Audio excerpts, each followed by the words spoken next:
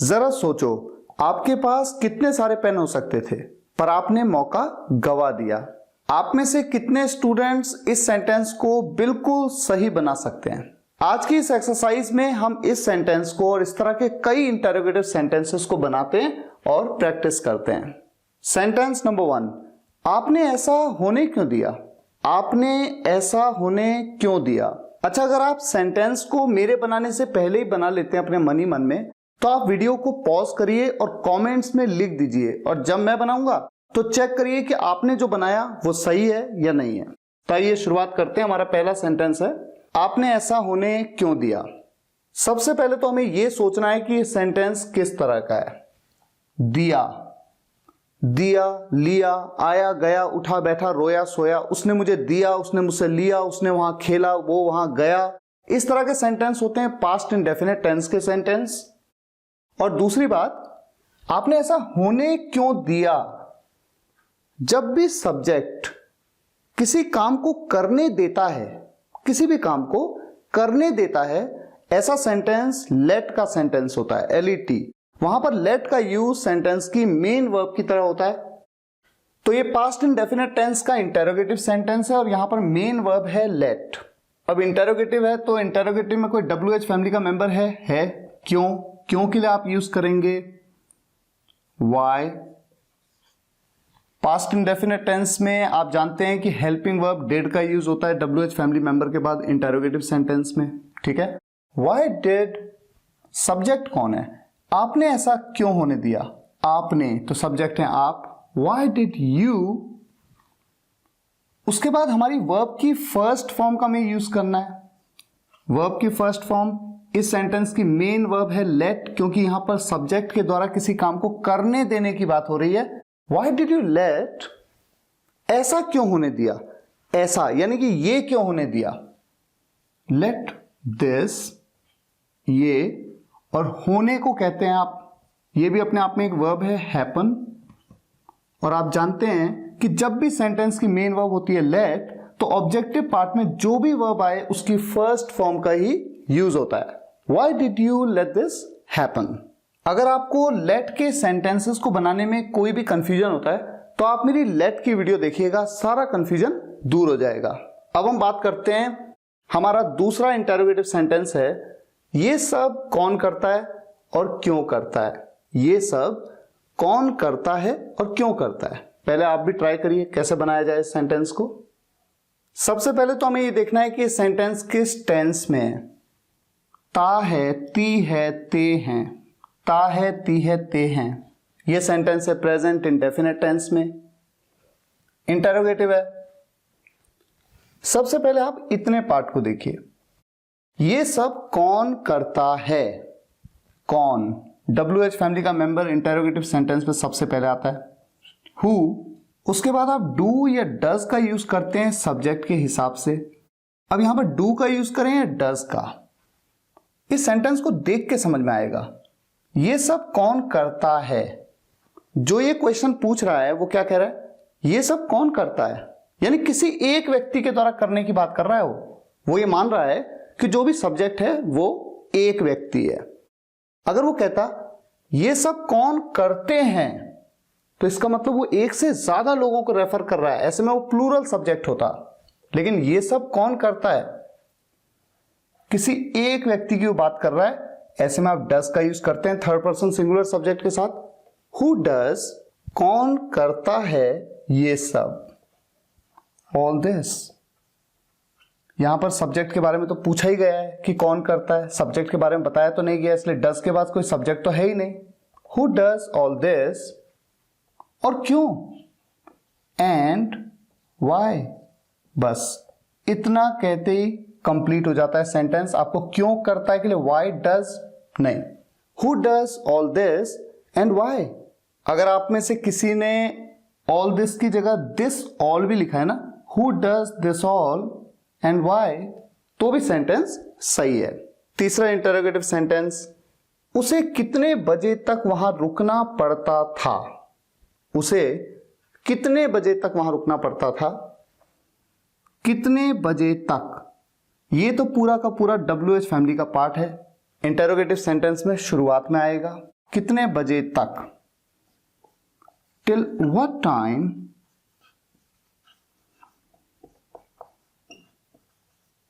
शुरुआत हो गई। ठीक है, अब हमारा काम है पहचानना कि किस तरह का सेंटेंस है। क्या ये किसी टेंस में है, क्या ये मॉडल वर्ब सेंटेंस है। रुकना पड़ता था, जरा याद करिए, जब आप किसी काम को कहते हैं ना, किसी सब्जेक्ट को कोई काम करना पड़ता था, ऐसे में आप क्या यूज करते हैं, जरा सोचिए। हैड टू का आप यूज करते हैं। अब चूंकि इंटरोगेटिव सेंटेंस है तो हैड तुरंत आएगा, टू सब्जेक्ट के बाद आएगा। यहां पर सब्जेक्ट कौन है, उसे कितने बजे तक वहां रुकना पड़ता था, यानी कि सब्जेक्ट है वो, उसे, है ना, उसे कितने बजे तक वहां रुकना पड़ता था, सब्जेक्ट है वो। अगर वो कोई लड़का है तो ही, लड़की हो तो शी। तो हम ये मान लेते हैं कि वो लड़का है। Till what time had he to, क्योंकि हैड टू मॉडल फॉर्मेशन है, हैड ही टू रुकना पड़ता था यानी ठहरना पड़ता था वहां, देयर। सेंटेंस कंप्लीट होता है। Till what time had he to stay there. अगला सेंटेंस देखते हैं आप में से कौन कौन मेरे से पहले ही बना लेते हैं। क्या आप लोगों को नहीं बताया गया था, क्या आप लोगों को नहीं बताया गया था। सोचिए कैसे बनेगा ये सेंटेंस। जैसे ही आप सेंटेंस को देखते हैं ना, तुरंत आपके दिमाग में क्लिक होना चाहिए, बताया गया था। बताया गया था यानी किसी के द्वारा। क्या आप लोगों को नहीं बताया गया था, किसी के द्वारा, क्योंकि बताने का काम कोई और कर रहा है। ऐसे में ये सेंटेंस एक्टिव नहीं, पैसिव वॉइस का सेंटेंस है। गया था, आया था, चुका था, चुकी थी, चुके थे, कहा था, लिया था, दिया था, ये तो पास्ट परफेक्ट टेंस में, पास्ट परफेक्ट टेंस में है और पैसिव वॉइस का सेंटेंस है, इंटेरोगेटिव है। पास्ट परफेक्ट में तो हेल्पिंग वर्ब यूज होती है हैड, लेकिन पास्ट परफेक्ट के पैसिव वॉइस में हैड बीन यूज होती है। तो यहां पर WH फैमिली का तो कोई मेंबर है नहीं। हैड सब्जेक्ट आएगा आप लोग, हैड यू पीपल या had you guys, had you guys not been, क्योंकि नेगेटिव भी है सेंटेंस। सब्जेक्ट में आप चाहे कहें यू पीपल या you guys. Had you people not been, बताने को टेल, टेल की third form told. Had you people not been told. अब देखिए हैड बीन ये सेंटेंस में हेल्पिंग वर्ब की तरह काम कर रही है, पैसिव वॉइस में है, पास्ट परफेक्ट में हैड को शुरुआत में ले आए क्योंकि इंटेरोगेटिव सेंटेंस है, उसके बाद सब्जेक्ट आया, उसके तुरंत बाद नॉट, उसके बाद बीन जो कि वर्ब का ही पार्ट है, और उसके बाद सेंटेंस की जो मेन वर्ब है बताना यानी टेल, उसकी थर्ड फॉर्म टोल्ड। टोल्ड की जगह पर यहां पर इन्फॉर्म वर्ब का भी यूज किया जा सकता है, ये भी अच्छा है, इन्फॉर्म्ड, तो उसकी third form had you people not been informed. Sentence number 5, आप उससे ये क्यों करवाते हो, आप उससे ये क्यों करवाते हो। सबसे पहले तो ये सोचिए कि सेंटेंस किस टेंस में, ता ते ती के साथ है, हैं, हो, हूं, प्रेजेंट इंडेफिनिट टेंस में। ठीक है, इंटेरोगेटिव है और WH फैमिली मेंबर क्यों, क्यों के लिए सबसे पहले तो आप यूज करेंगे वाई। अब आप डू या डज का यूज करेंगे सब्जेक्ट के हिसाब से। यहां पर डू का यूज होगा क्योंकि इस सेंटेंस का सब्जेक्ट है आप, आपके लिए हम कहते हैं यू, सब्जेक्ट को भी हमने लिख दिया। वाई डू यू, उसके बाद यहां पर इस सेंटेंस में आने वाली जो भी मेन वर्ब है उसका यूज होगा। अब जरा सोचिए कि सेंटेंस किस तरह का है। अगर आप थोड़ा सा ध्यान दें, इस सेंटेंस में आप कुछ करते नहीं हैं, सब्जेक्ट आप हैं, आप करते नहीं हैं बल्कि करवाते हैं। किससे, उससे। क्या, ये। ऐसा सेंटेंस कॉजेटिव वर्ब का सेंटेंस है और इस सेंटेंस में कॉजेटिव वर्ब मेक का यूज होता है। व्हाई डू यू वर्ब की फर्स्ट फॉर्म, तो यहां पर मेक जो कि पॉजिटिव वर्ब की तरह यूज हो रही है वही इस सेंटेंस की क्या है, main verb. Why do you make, और मेक के तुरंत बाद वो ऑब्जेक्टिव प्रोनाउन आता है जो उस काम को करता है। करने का काम कौन कर रहा है? वो, क्योंकि आप तो करवाते हो, करता तो वो है। अगर वो कोई लड़का है तो हिम, लड़की होती तो her. Why do you make him? उसके बाद कॉजेटिव में हम क्या बताते हैं? ये क्या काम करता है? ये करता है, करना, और क्या करना? ये करना। Do this. Why do you make him do this? तो है ना सेंटेंसेस इंटरेस्टिंग। चलिए आगे बढ़ते हैं, कुछ और प्रैक्टिस करते हैं। सेंटेंस नंबर 6, क्या उसके पास नहीं हो सकता जो तुम्हारे पास है?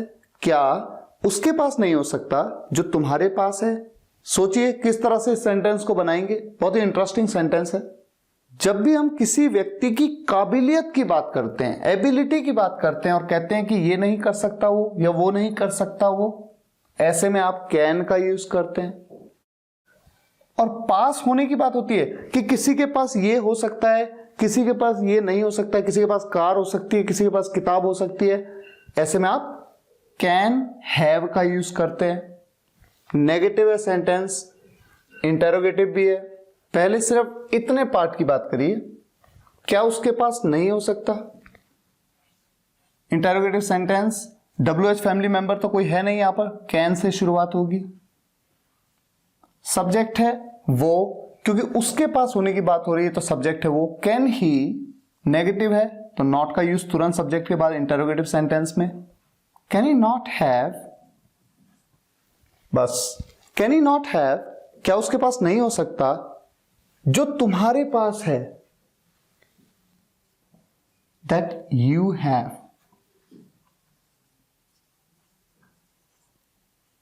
क्वेश्चन मार्क, जो तुम्हारे पास है। Can you not have that you have. यहां पर आप दैट की जगह पर चाहें तो व्हाट का भी यूज कर सकते हैं। व्हाट, सेंस बिल्कुल सेम आएगा।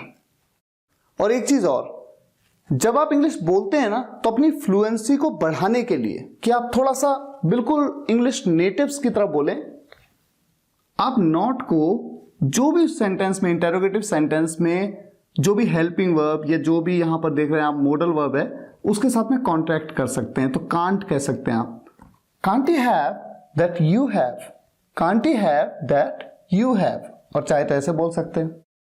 नेक्स्ट सेंटेंस, आप ऐसा सोच भी कैसे सकते हो? एक बार फिर से, सकते हो कैन का यूज होगा। इंटेरोगेटिव सेंटेंस है, कैसे, WH फैमिली मेंबर है यहां पर। हाउ, हमेशा इंटेरोगेटिव सेंटेंसेस में पहले WH फैमिली मेंबर, उसके बाद जो भी हेल्पिंग वर्ब है, ये मॉडल वर्ब है, यहां पर ये मॉडल है, ठीक है। How can, subject, how can you, और यहां पर वर्ब है थिंक, जो इस सेंटेंस की मेन वर्ब है think.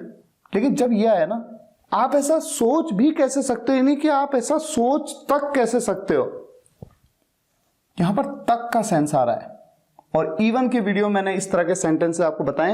How can you even think, verb की फर्स्ट फॉर्म, और उसके बाद ऐसा, ऐसा के लिए क्या कहते हैं आप?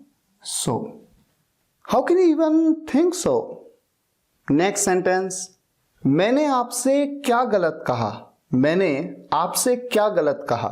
यहां पर आप सोचिए कि सेंटेंस किस तरह का है।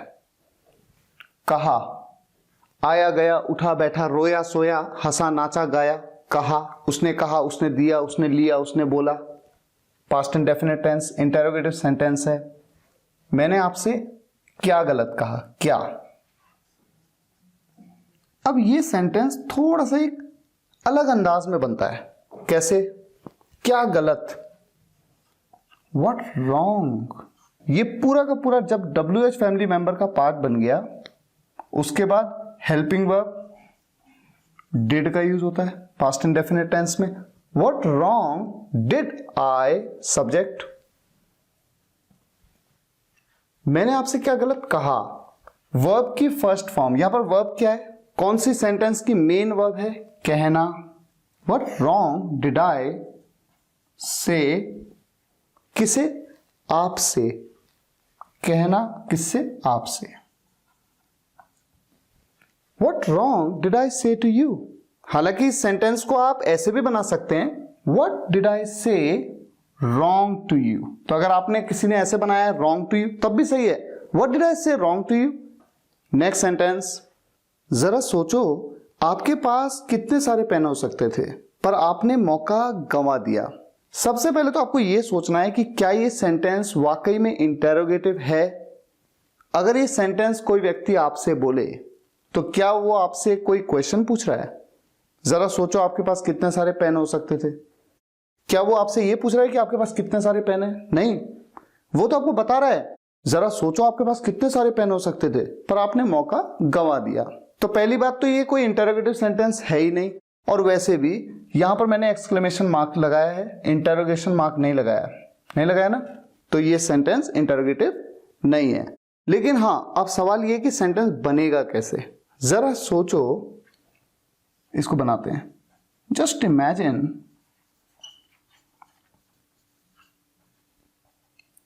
इमेजिन, जरा सोचो आपके पास कितने सारे पेन हो सकते थे।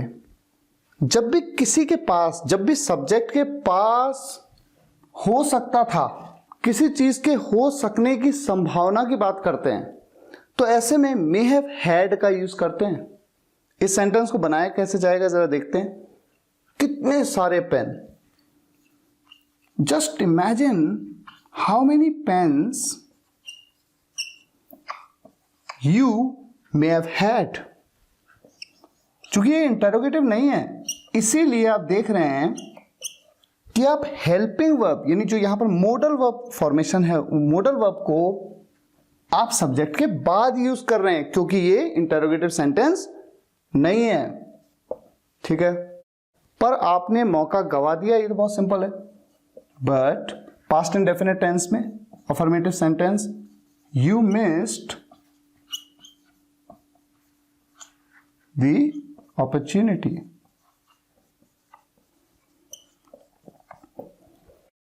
कितना प्यारा सेंटेंस है। Just imagine how many pens you may have had but you missed the opportunity.